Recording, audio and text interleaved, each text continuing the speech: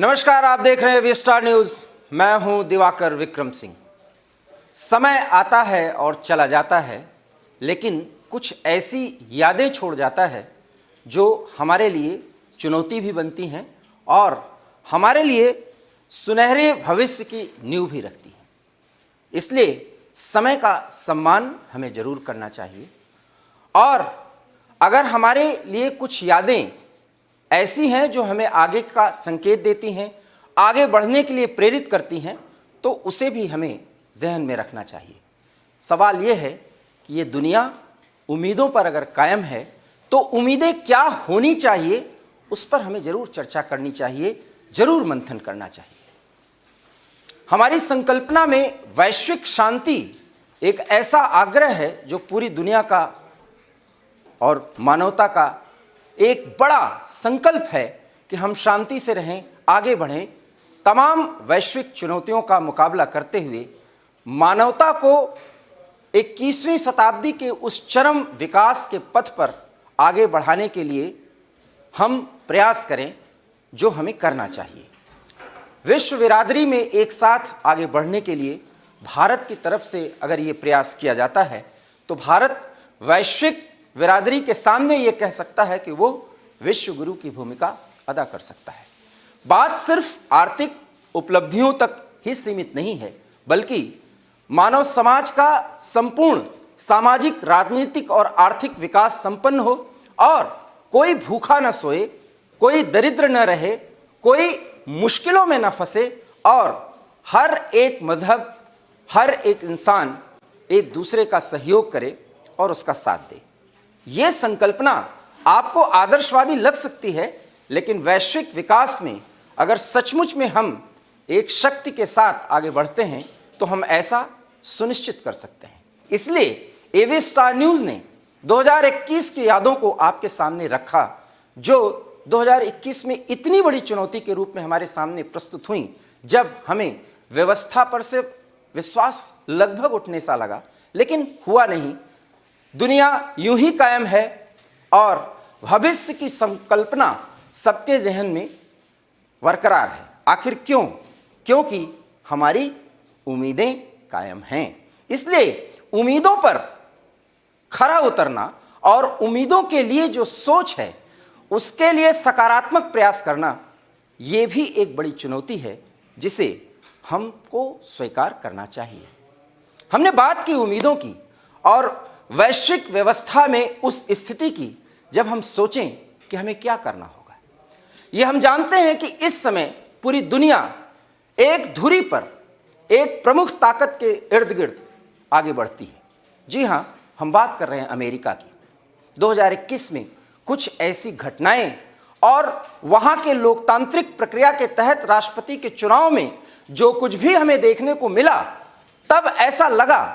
कि लोकतंत्र बहुत बड़े खतरे की ओर आगे बढ़ रहा है। क्योंकि जहां लोकतंत्र बहुत पुराना हो, बहुत मजबूत हो, वहां लोकतंत्र की व्यवस्था पर इतनी बड़ी चोट की गई हो कि चुनाव में कौन विजयी हुआ इसको भी निर्धारित करने के लिए और इस पर एक मत, एक राय कायम करने के लिए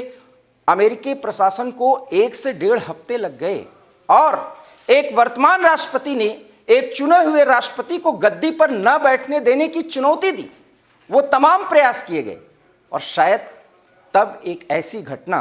कैपिटल हिल्स की हुई जिसने पूरी दुनिया को हिला के रख दिया था। हमारी उम्मीदें तब टूटी थीं, हमारा भरोसा तब टूटा था और शायद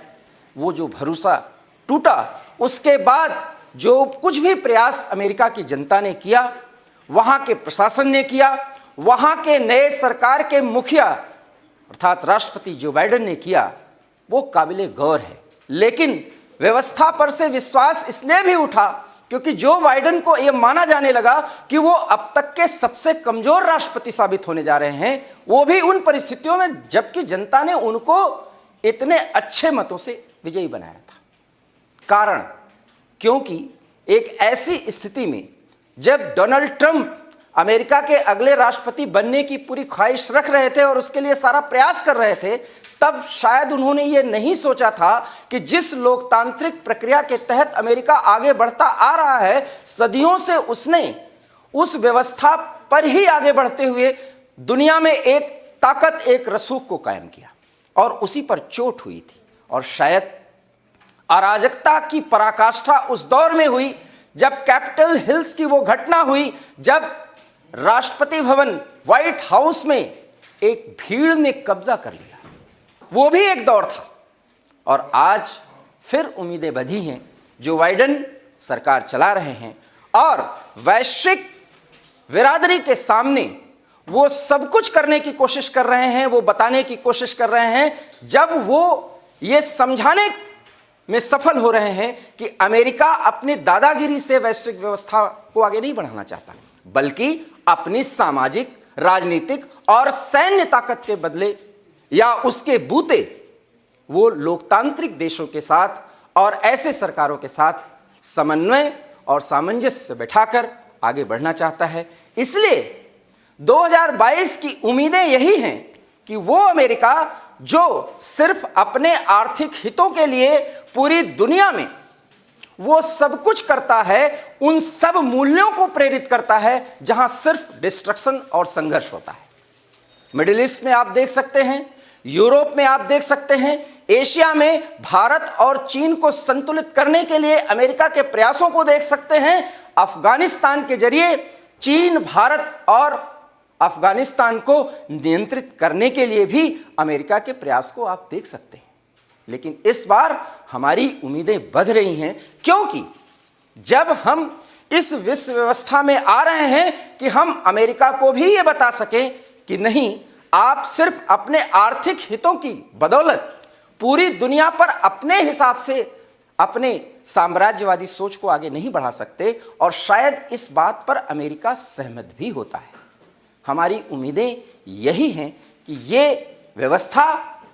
एक धुरी पर न होकर के उस धुरी में इतने तत्व, इतने देश और इतने लोकतांत्रिक परंपराएं और मूल्य उसके साथ जुड़ जाएं कि अमेरिका अपनी मनमानी न कर पाए, और वो भी देश जो साम्राज्यवादी और विस्तारवादी नीति को आगे बढ़ाते हुए अमेरिका की ही तरह चल करके पूरी दुनिया में एक संघर्ष को बढ़ावा देना चाहते हैं, उन पर भी एक सख्त लगाम कसा जा सके। हमारी उम्मीदें ये हैं। इसलिए 2022 की उम्मीदों में हम ये चाहते हैं, हम ये मानते हैं और हम ये प्रयास करेंगे कि ये दुनिया एक ध्रुवीय विश्व व्यवस्था पर कायम न होकर के बहुध्रुवीय, अर्थात हर वो देश जो अपनी ताकत पर, अपनी क्षमताओं का विकास करके अपने आप को दुनिया के बिरादरी के साथ आगे बढ़ा सकता है और अपने के साथ दूसरों का सहयोग करके वैश्विक शांति और आर्थिक विकास को सुनिश्चित करता है, उसके साथ हम आगे बढ़ेंगे। हम अर्थात हम भारतीय लोग, क्योंकि दुनिया के दूसरे लोकतांत्रिक देश भारत के निवासी या नागरिक होने के नाते हम ये चाहेंगे, हम ये उम्मीद करेंगे और हमारी उम्मीदों पर तमाम दुनिया के वो लोग हमारे साथ जुड़ेंगे जो चाहेंगे कि लोकतांत्रिक व्यवस्था और लोकतांत्रिक मूल्य कायम रहें। इसलिए अमेरिका में जो कुछ भी चुनाव के नाम पर, अहंकार को पुष्ट करने के नाम पर हुआ, कैपिटल हिल्स की जो घटनाएं हुई, वो अब ऐसा नहीं हो पाएगा, ऐसा नहीं किया जा सकेगा, क्योंकि अमेरिका की जनता के साथ दुनिया की जनता भी चाहती है कि लोकतांत्रिक परंपराओं पर, उसके मूल्यों पर, उसकी व्यवस्था पर चोट न किया जा सके। लेकिन यह विडंबना ही है कि 2021 में लोकतांत्रिक व्यवस्थाओं पर ही चोट हुआ। हम अमेरिका से जो सबक लिए, हमने पूरी दुनिया में उस व्यवस्था को दुर्व्यवस्था में परिवर्तित करने के लिए जो कील कांटे कमजोर किए गए थे, उसे हमने दुरुस्त करने का बीड़ा उठाया और हम ऐसा कर रहे हैं। हम अर्थात हम सभी दुनिया के लोग, क्योंकि यूनाइटेड नेशंस जैसी संस्था को हम मजबूत बनाएंगे, मजबूत बना करके ही आगे बढ़ेंगे, हमारा आपसी विश्वास और तालमेल बढ़ेगा। शायद यही लोकतांत्रिक व्यवस्थाओं को कमजोर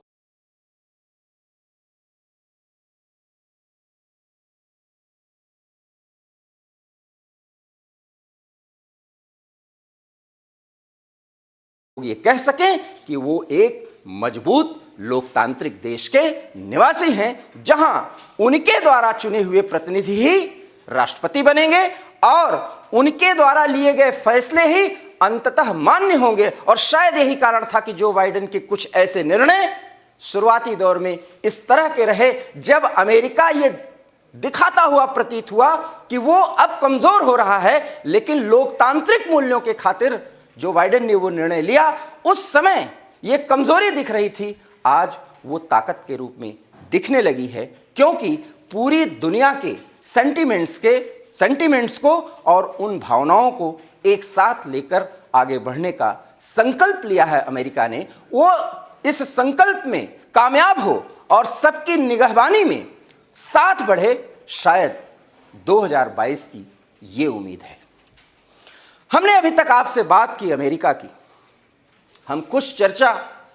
उसी लोकतांत्रिक व्यवस्था के तहत आगे बढ़ने वाले उस देश अर्थात भारत के पड़ोसी म्यांमार की भी बात करते हैं, जहां पर आंग सान सू की जैसी नेता, जिन्होंने लोकतांत्रिक व्यवस्था और मूल्यों की खातिर अपने जीवन के 3 दशक से अधिक समय जेल में बिताए और फिर वहां लोकतांत्रिक व्यवस्था कायम हुई और तानाशाही सैन्य सरकारें और उनका दौर खत्म करने के बाद वो म्यांमार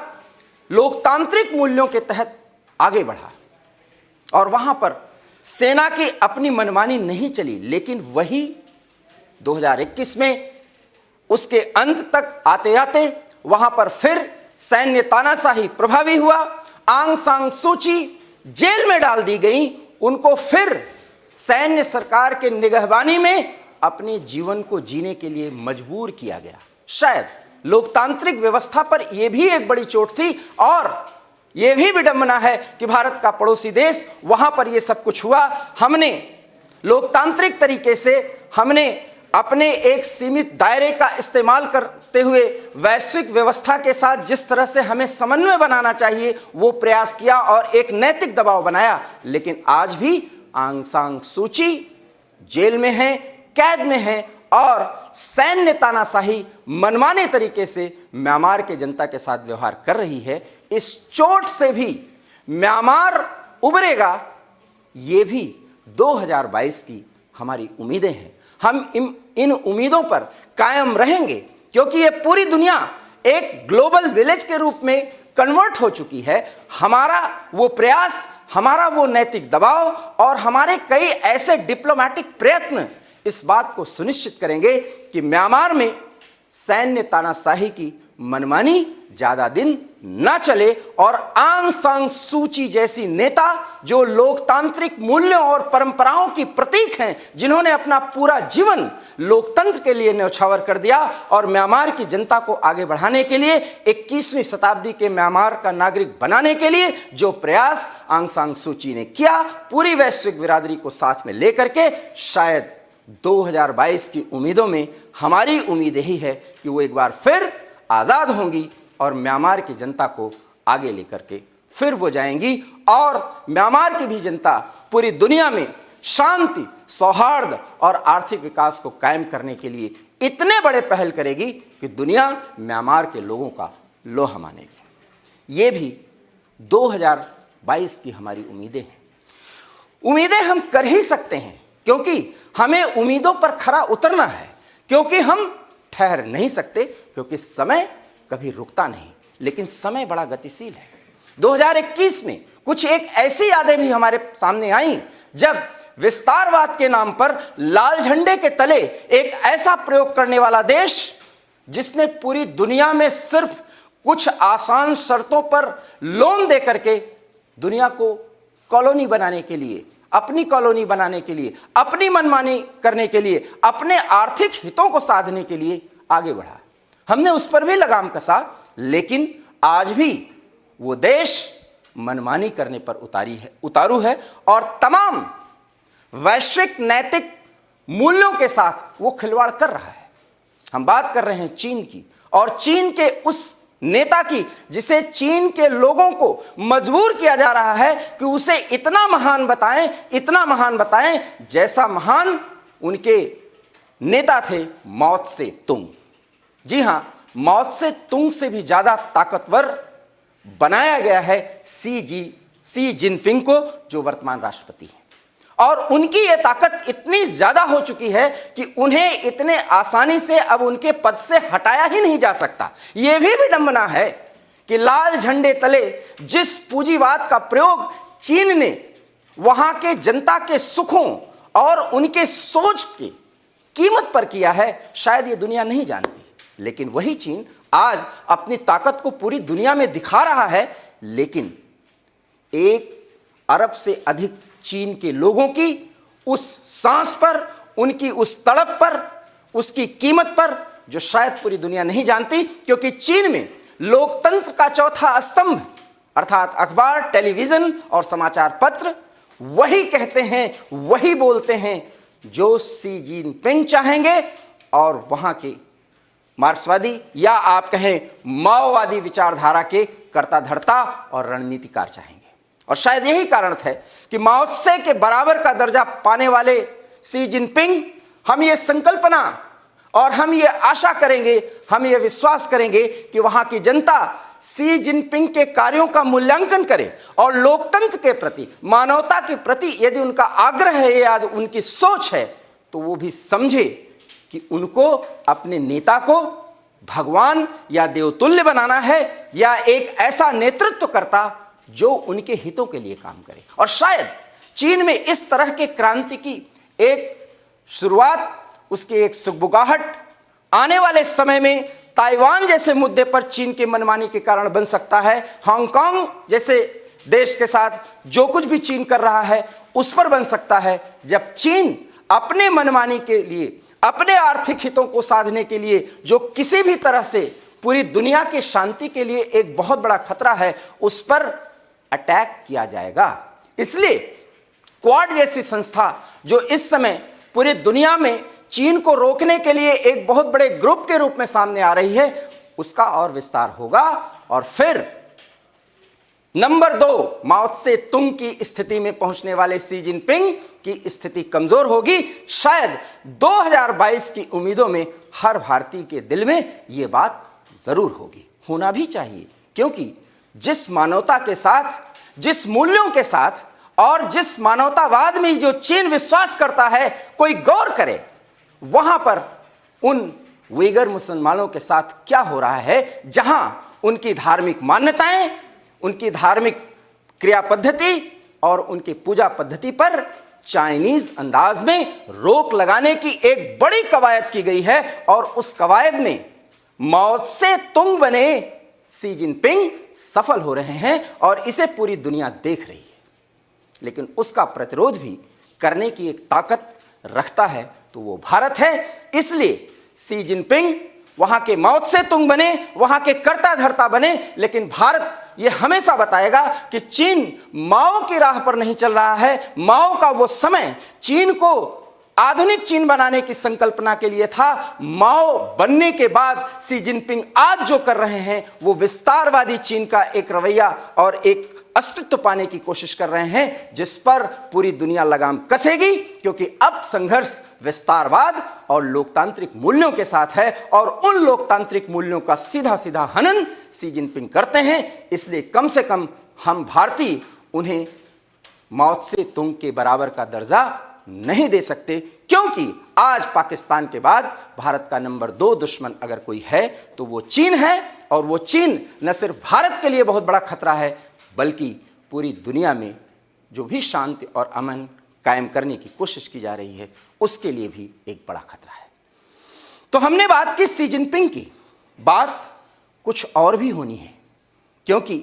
वही शी जिनपिंग और उन्हीं के पिट्ठू पाकिस्तान की तरफ से जो कुछ भी किया जा रहा है, आज भारत के पड़ोस में एक ऐसी गतिविधि देखी जा रही है जहां 2 दशक से अधिक समय तक वो जनता जो अपने संघर्षों के लिए, अपने आत्म स्वाभिमान के लिए जानी जाती है, उस अफगानिस्तान की जनता पर एक नया शासन आया है और वो है तालिबान। और तालिबान आज डिप्लोमेटिक तरीके से बदलने का दावा कर रहा है, लेकिन महिलाओं, पत्रकारों, बूढ़ों, नवयुवकों और वहां के खुले सोच और खुशमिजाज अफगानियों पर तमाम बंदिशों को लागू करने वाला तालिबान आज पूरी दुनिया से मदद की गुहार लगाता है। लेकिन एक कीमत चाहता है, वो लोकतांत्रिक मूल्यों और परंपराओं को पूरी तरह से खत्म कर देना चाहता है। वो तालिबान जो एक सीमित प्रतिरोध के साथ अमेरिका की कारस्तानी के चलते आज तालिबान पूरे अफगानिस्तान का रहनुमा बनने की कोशिश कर रहा है, शायद किसी को पता नहीं कि आने वाले कुछ महीनों में वहां पर खाद्यान्न संकट आने वाला है और उसका खतरा भारत के सामने आएगा, क्योंकि हर एक मुश्किल में और अफगानिस्तान के विकास में, वहां के इंफ्रास्ट्रक्चरल मैनेजमेंट में भारत ने 2 दशकों में जो सहयोग किया है, उस सहयोग की दरकार आज भी है और शायद तालिबान इसीलिए भारत के साथ बेहतर संबंध कायम करने की कोशिश कर रहा है। यह वैश्विक राजनीति की एक बड़ी विडंबना, तीसरी विडंबना आप कह सकते हैं, जिसकी चर्चा मैं बराबर कर रहा हूं कि अपने को न चाहते हुए, सैद्धांतिक तौर पर विरोधी होने के बावजूद वैश्विक व्यवस्था में एक स्थिति को बरकरार रखने के लिए हमें तालिबान के प्रति वेट एंड वॉच की रणनीति पर चलना पड़ रहा है, क्योंकि हम अफगानिस्तान की जनता को जो वादा दे चुके हैं उस वायदे से मुकर नहीं सकते, क्योंकि भारत अपने साथ साथ दुनिया के उन तमाम देशों के साथ भी आगे खड़ा रहेगा, ये भारत का वादा है। तो इसलिए 2022 की इस उम्मीद में कि तालिबान बदलेगा, वो अपने उन आकाओं और रहनुमाओं पर उनके भरोसे पर नहीं रहेगा जो उसका इस्तेमाल करके उसे इतना कमजोर और आताताई बनने के लिए मजबूर कर देंगे, जो अफगानिस्तान में गृह युद्ध का एक बड़ा कारण बन सकता है। और शायद यही कारण है कि हमारी उम्मीद है कि समय रहते तालिबान बदलेगा और चीन, पाकिस्तान, तुर्की और कुछ और रिस्पॉन्सिबिलिस्ट इस्लामिक देशों के बहकावे में नहीं आएगा। हालांकि हम आपको बता दें कि यह भी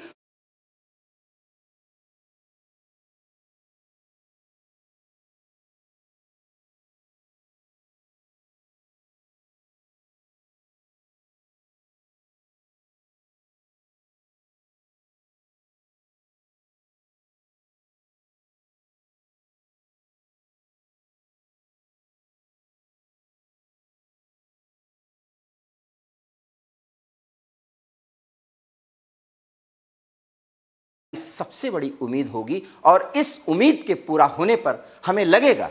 कि सचमुच मानवता विकास की तरफ आगे बढ़ी, न कि विनाश की ओर। क्योंकि अफगानिस्तान में एक भी अशांति की स्थिति या वो दौर पूरी दुनिया को उस दौर में ले जा सकता है, उस जगह पर पहुंचा सकता है जहां सिर्फ और सिर्फ डिस्ट्रक्शन होगा, और उस डिस्ट्रक्शन में भारत अछूता नहीं रह सकता। इसलिए हमारी उम्मीद है कि चीन और पाकिस्तान के दिलो दिमाग पर, उनकी सोच पर, उनके रणनीतिकारों पर एक सकारात्मक भाव पैदा होगा और वो वैश्विक शांति के लिए आगे बढ़ेंगे। हालांकि एक बात तय मानिए कि वैश्विक बिरादरी में कुछ ऐसे देश हैं जो डिस्ट्रक्शन के बदौलत अपने हित को साधते हैं, और शायद चीन और पाकिस्तान यही प्रयास कर रहे हैं। इसलिए 2022 की हमारी उम्मीदों में ये उम्मीद है कि ये दोनों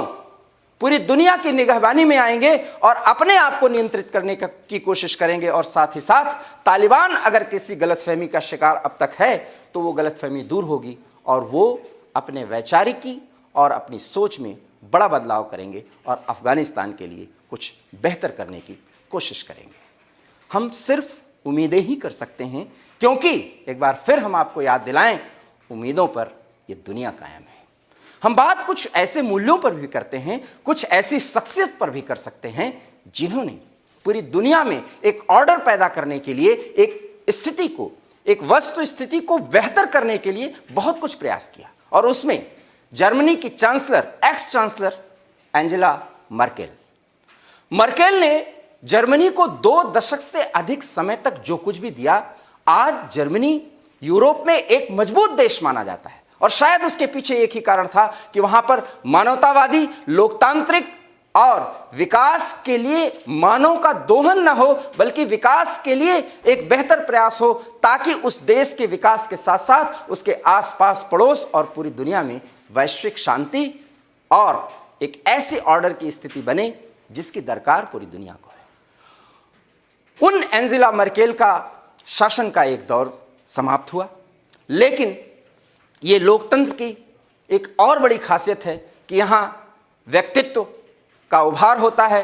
वो किसी देश का रहनुमा बनता है, वो उसके प्रगति का एकमात्र भरोसा बनता है। लेकिन उसका भी दौर खत्म हो सकता है। शायद 2021 में जो हमने देखा, हम ये अपेक्षा और आशा करेंगे कि जर्मनी नए चांसलर के भी नेतृत्व में उसी तरह आगे बढ़े और पूरे यूरोप के साथ, भारत सहित तमाम देशों के साथ शांति के लिए प्रयास करे और साथ ही साथ शक्ति संतुलन के लिए हथियारों के होड़ में न जाकर के शक्ति संतुलन कायम करने के लिए भारत जैसे देशों के साथ रणनीतिक सहयोग पर आगे बढ़े। शायद 2022 की ये हमारी एक बड़ी उम्मीद है और इस उम्मीद पर हम कायम हैं, क्योंकि दुनिया उम्मीदों पर कायम रहती है। बात जर्मनी की, कुछ बात हमें पश्चिम एशिया के संदर्भ में भी कर लेनी चाहिए, क्योंकि पूरी दुनिया की ये चाहत है कि पश्चिमी एशिया में, सेंट्रल एशिया में शांति की स्थिति बने और इस शांति की स्थिति पैदा हो, इसके लिए ज़रूरी है कि इजराइल, फिलिस्तीन और उसके आसपास रहने वाले वो तमाम मुस्लिम और इस्लामिक देश इजराइल के साथ सह अस्तित्व के साथ जिए। इजराइल अपनी ताकत, अपनी क्षमता और अपनी सोच, और वो भी उसकी अपनी मौलिक सोच है, उस पर आगे बढ़ता है। हालांकि इजराइल में लोकतांत्रिक सरकार है और लोकतांत्रिक तरीके से चुनी हुई सरकार ही इजराइल के वजूद से आज तक है, जहां उन इस्लामिक मूल्यों पर विश्वास रखने वालों को भी वोटिंग का अधिकार है जो इजराइल की धरती से जुड़े हुए हैं और इजराइल के नागरिक हैं। ये वो सच है जो हम आपको पूरे अधिकार के साथ बता सकते हैं। शायद इजराइल में भी नेतन्याहू युग के अंत का एक बड़ा दौर देखा पूरी दुनिया ने, लेकिन नए राष्ट्रपति और नए प्रधानमंत्री इजराइल को दुनिया के साथ कदम से कदम मिलकर के आगे बढ़ाने के लिए प्रयासरत हैं। लेकिन हमारी उम्मीद है कि पश्चिम एशिया में, सेंट्रल एशिया में शांति की पहल करने के लिए इजराइल अपनी ताकत और शक्ति के साथ आगे बढ़ेगा और भारत के साथ उसकी दोस्ती वैसे ही मजबूत रहेगी जैसे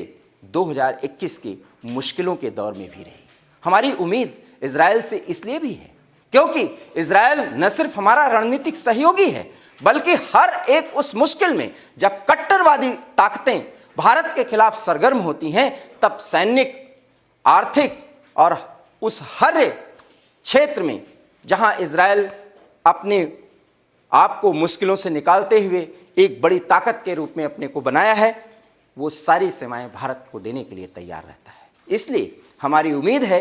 कि नए प्रधानमंत्री और राष्ट्रपति के नेतृत्व में भारत और इजराइल के संबंध उतने ही मजबूत होंगे जितने अभी तक रहे हैं, क्योंकि संबंधों में इसी तरह की गर्मी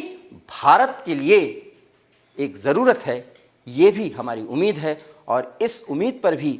भारत और इजराइल के लोग, यहाँ के शासक, यहाँ के रणनीतिकार आगे बढ़ेंगे। शायद ये 2022 की एक बड़ी उम्मीद है और इस उम्मीद पर वो ज़रूर आगे बढ़ेगा और दोनों देश खरा उतरेंगे, ये भरोसा है। हम एक ऐसी व्यवस्था में रहें जहां बेहतर तरीके से एक अच्छे वातावरण में हम जिएं, और शायद कोरोना ने हमको ये दिखाया है कि बेहतर क्लाइमेट की जो स्थिति है वो कैसे आ सकती है। लेकिन दुनिया के तमाम विकसित देशों ने जिस तरीके से 2021 में अपनी मनमानी की और क्लाइमेट चेंज पर जो भी बैठक हुई उसको लेकर के जो उनकी रणनीति थी, उसके आगे उन्होंने विकासशील और गरीब देशों को झुकाने के लिए प्रयास किया। हमारी ये कोशिश होगी कि हम आने वाले समय में सबको क्लाइमेट चेंज के सकारात्मक पहलुओं पर एक साथ एक मंच पर लाते हुए उन्हें एक सहमति के रास्ते पर खड़ा करें, ताकि पूरी दुनिया अगर शांति से रह सके तो एक बेहतर प्राकृतिक वातावरण में रहे जिसकी वो अपेक्षा रखता है, जिसका वो हकदार है।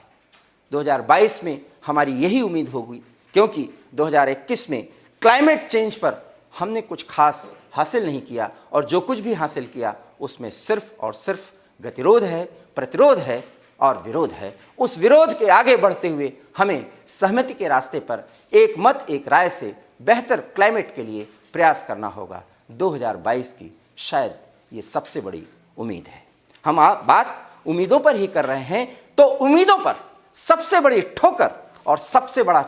चैलेंज बना वो कोरोना, जो आज भी जब मैं आपसे बात कर रहा हूं और अपने उस पक्ष को प्रस्तुत करने की कोशिश कर रहा हूं, जब हम उम्मीदों पर टिक सकें तो शायद कोरोना का एक और वेरिएंट हमारे लिए एक बड़ी चुनौती बन गया है। 2020 मार्च से बना चुनौती ये कोरोना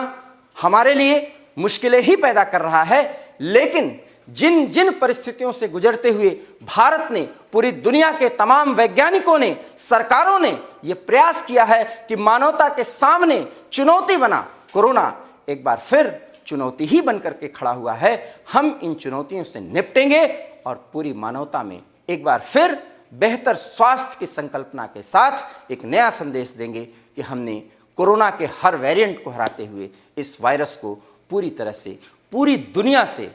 नेस्त नाबूद कर दिया। और इसके लिए हमारे वैज्ञानिक, हमारे सरकार, हमारे कोरोना वॉरियर्स, न सिर्फ भारत के संदर्भ में ये बात कर रहा हूँ बल्कि पूरी दुनिया के संदर्भ में कि हम ऐसा कर रहे हैं। और शायद 2022 की ये हमारी सबसे बड़ी उम्मीद है कि हम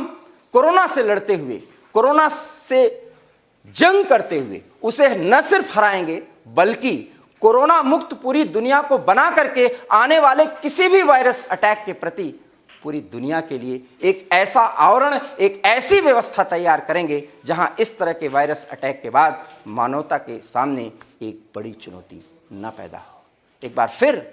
हम चुनौतियों को स्वीकार करेंगे क्योंकि हमें ये भरोसा है, हमारी ये उम्मीद है कि हम एक साथ वसुधैव कुटुंबकम की भाव